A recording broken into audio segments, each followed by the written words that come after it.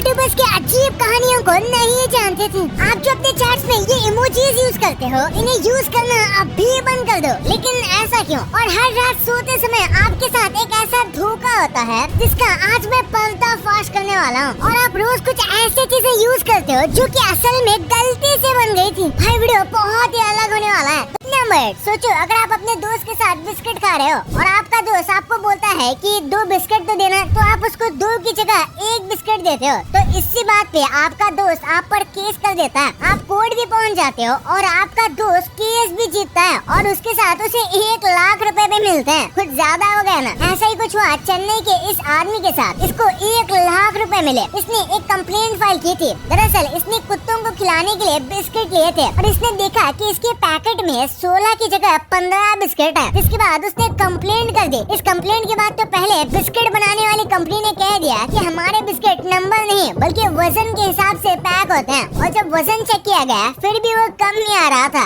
और खुद पैकेट पर भी लिखा था कि अंदर 16 बिस्किट है। यानी कि एक तरीके से कस्टमर को उल्लू बनाया जा रहा था। इसी के साथ चेन्नई के इस आदमी ने कंप्लेंट किया कि इस तरीके से वो लाखों रुपए का फ्रॉड कर सकते हैं और इसीलिए फिर कंपेंसेशन के हिसाब से कंपनी को 1 लाख रुपए देने पड़े।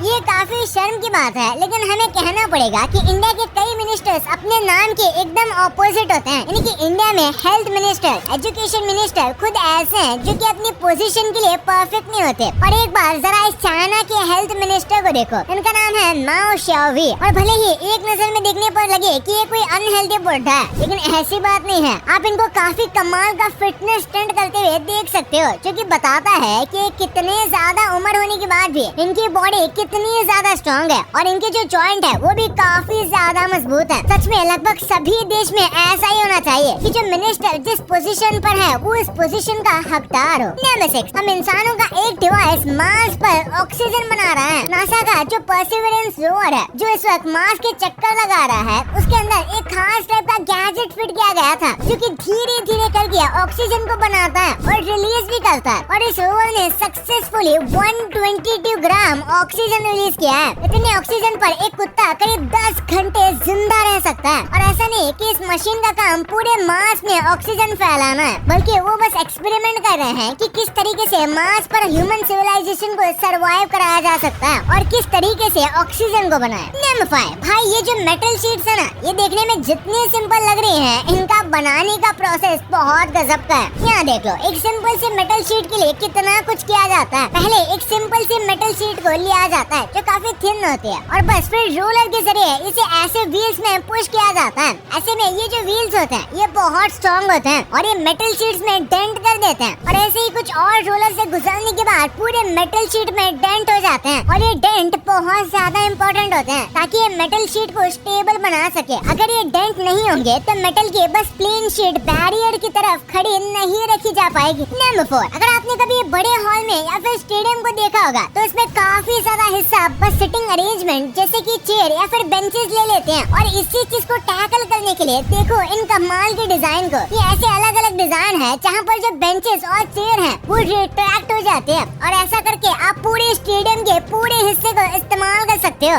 इसमें से कुछ तो इतने ज्यादा कमाल के तरीके से बनाए गए हैं कि जो बेंच और चेयर होते हैं वो जमीन के अंदर चली जाती हैं। ये मैकेनिज्म देखने में बहुत ज्यादा आउट ऑफ दिस वर्ल्ड लगता है और ये ऐसा लगता है कि किसी मूवी का सीन हो। लेकिन अब ऐसे सिस्टम कई जगह पर इस्तेमाल हो रहे हैं और इंडिया में भी ये जल्दी आएंगे। नंबर 3, हाथी के छोटे बच्चे अपने सूंड को नहीं उठा सकते। इंसानों के बच्चे जैसे पैदा होते ही चलना नहीं सीखते, बिल्कुल वैसे ही जो हाथी के बच्चे होते हैं वो पैदा होते ही अपने ट्रंक यानी कि सूंड को कंट्रोल करना नहीं सीख पाते, जिसकी वजह से आपको बेबी एलिफेंट कई बार ऐसी हरकतें करते हुए दिखेंगे। इसे देखकर हमें लगता है कि ये एलिफेंट कितना ज्यादा क्यूट है और कैसे अपने साथ ही खेल रहा है। और ये बात बिल्कुल सही है कि ये बहुत क्यूट लगते हैं, लेकिन ये अपने साथ खेल नहीं रहे होते बल्कि इन्हें अपने ट्रंक को कंट्रोल करना नहीं आता। यानी कि इनके पास कोई और ऑप्शन नहीं होता, जिस वजह से ये कई बार ऐसी हरकतें ना चाहते हुए भी कर देते हैं और इनको अपने ट्रंक को कंट्रोल करना सीखने में करीब 1 साल का समय लगता है। नंबर 2, डेली हम ऐसी कई सारी चीजें इस्तेमाल करते हैं जो कि बहुत इम्पोर्टेंट है, लेकिन वो गलती से बनी थी, जैसे कि माइक्रोवेव। एक्चुअली में पर्सी स्पेंसर नाम के एक इंजीनियर डेटा रिलेटेड रिसर्च कर रहे थे और तभी जब वो अपना इन्वेंशन के करीब गए तो उनके जेब में रखा कैंडी बार पूरी तरीके से पिघल गया था। और फिर जब उन्होंने इसे समझकर रिसर्च किया तो उसके बाद पता चला कि ये सब कैसे हुआ और फिर उन्हें माइक्रोवेव बनाने का आइडिया आया। फिर फायर क्रैकर जो है उसे चाइना के एक कुक ने गलती से बनाया था। वो अपने किचन में एक्सपेरिमेंट कर रहा था, तो ऐसे में उसने चारकोल, सल्फर और कुछ और चीजें एक बैम्बू में फिट कर दी। उसने ऐसा क्यों किया वो तो वही जाने, लेकिन उसके बाद ये बैम्बू फट गया और ये देखने में बहुत खूबसूरत लगा। तो बस यही से फायरवर्क और उसके बाद स्काई फायरवर्क्स इन्वेंट हुए। और उसके बाद जो पोटैटो चिप्स होते हैं वो भी एक शेफ के गुस्से की वजह से इन्वेंट हुए थे। जब एक कस्टमर कह रहा था कि उनके पोटैटो चिप्स अच्छे नहीं हैं और उसे और क्रंची चाहिए, तो क्रंची बनाने के लिए फिर उसने एक्सपेरिमेंट किया और पोटैटो चिप्स बन गए। और फिर जो कॉर्नफ्लेक्स होते हैं वो भी जॉन और विल केलॉग नाम के 2 भाई ने गलती से बना दिए थे, जब उन्होंने बॉइल्ड ग्रेन्स गलती से गरम तवे पर छोड़ दिए थे। और उसके बाद इन्होंने केलॉग कंपनी की शुरुआत की और ये आज पूरी दुनिया में कॉर्नफ्लेक्स बेचते हैं। नंबर 1, यूट्यूबर्स के साथ कई अजीबोगरीब और स्ट्रेंज चीजें होती रहती हैं, जिनमें से कुछ तो आपके फेवरेट यूट्यूबर हो सकते हैं। जैसे कि एक बार कैरी मिनाटी को पुलिस द्वारा